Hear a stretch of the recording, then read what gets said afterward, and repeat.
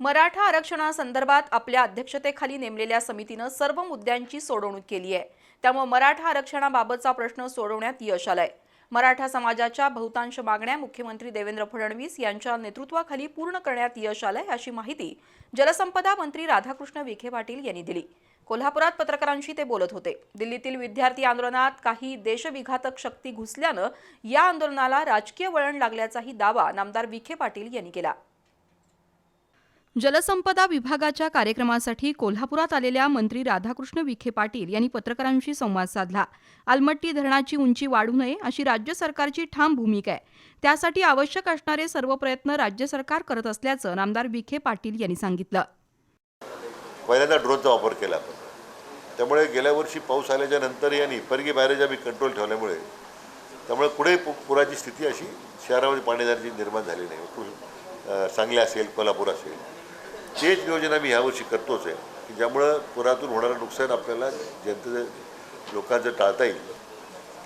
दुसरा मुद्दा जो आलमट्टीच्या संदर्भामध्ये आता तेलंगणा आणि आंध्र प्रदेशच्या जे काही मागणीवरून मान्य सर्वोच्च न्यायालयाने त्याला स्थगिती दिलेली आहे। सेंट्रल वॉटर कमिशनही त्यामध्ये काही हस्तक्षेप आज करत नाही, पण आपली राज्य सरकारची तयारी आपण ठेवलेली आहे की इंटरव्हेन्शन करायचं आणि कुठल्या परिस्थितीमध्ये या आलमट्टीच्या या वाढीला त्यांच्या उंची वाढवण्याकरता पूर्णपणे त्याला विरोध करायचा, ही भूमिका आपली सरकारची अतिशय आम्ही तीव्रतेने आम्ही त्याच ताकदीने आम्ही त्या ठिकाणी आपण सुप्रीम कोर्टामध्ये मांडणार आहोत।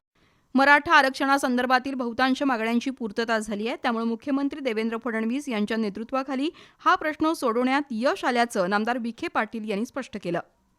त्यामध्ये आता विशेष करून शिष्यवृत्तीचे प्रश्न प्रलंबित होते, ते आता त्याची जी आर निघाली। सारथीकडे काही मुलांच्या स्कॉलरशिपचे प्रश्न होते, ते आता निघाले तेव्हा त्याच्यासाठी आम्ही कार्यवाही सुरू केली। मला वाटतं प्रथमतः मुख्यतः हैदराबाद गॅजेटमध्ये जे दाखले मिळायला पाहिजे होते, मिळायला अडचण होती, त्याच्यामध्ये आता नवीन एक एस तयार केला होता आणि विभागीय आयुक्त संभाजीनगराने त्या सूचना दिलेल्या आहेत। प्रश्न तो आता सातारा आणि कोल्हापूर गॅजेटचा मुद्दा आहे, तो सुद्धा आम्हाला प्राप्त होतो आहे। कारण शेवटी कोणताही निर्णय करताना तो मान्य उच्च न्यायालय सर्वोच्च न्यायालयाच्या याला कसोटीला टिकला पाहिजे।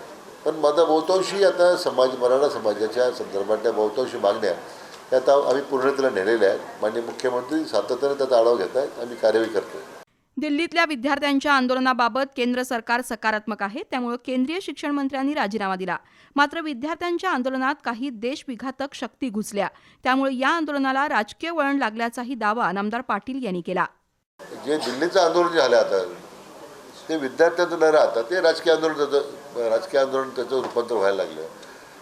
मूळ विद्यार्थ्यांचा फक्त वापर करून त्याच्यामध्ये या आंदोलनाला गालबोट लावण्याचा काही मंडळी प्रयत्न करत होते। मला वाटतं कोण गालबोट लावत होतं, कोण हे समाज विरोधी लोक होते, देशविरोधी ताकद सुद्धा त्याच्यामध्ये काही लोक उतरले होते। आता हे स्पष्ट झालेलं आहे देशाच्या समोर, विद्यार्थ्यांच्या मागण्या मान्य करण्यामध्ये सरकारचं कुठे प्रतिसाद प्रश्न नव्हता, पण त्यामध्ये घुसखोरी झाली, त्यामुळे तो एक धोका देशासमोर निर्माण झाला होता। ठीक आहे, मागण्या मान्य झाल्या, विद्यार्थ्यांनी आंदोलन आपण मागे घेतलं, त्यांचं अभिनंदन आहे। केंद्र सरकारने अतिशय सकारात्मक भूमिका घेतलेली आहे। राज्यातील धरणांच्या परिसरात पर्यटन केंद्र सुरू करण्याबाबत आपला विभाग प्रयत्नशील असल्याचंही नामदार विखे पाटील यांनी स्पष्ट केलं।